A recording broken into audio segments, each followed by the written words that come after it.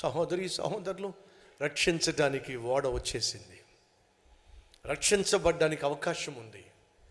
రా, నీ వాళ్ళందరినీ కూడా రక్షణ ఓడలోనికి నడిపించు అని అంటే వాడు చేసిందేడు తెలుసా? ఆలస్యం. సహోదరుడా సహోదరి, నువ్వు నేను పాపము అనే సంద్రంలో మునిగిపోతున్నప్పుడు నిన్ను నన్ను రక్షించడానికి పరలోకము నుండి దిగి వచ్చిన రక్షణ నౌక నా ప్రభు అయిన యేసుక్రీస్తు.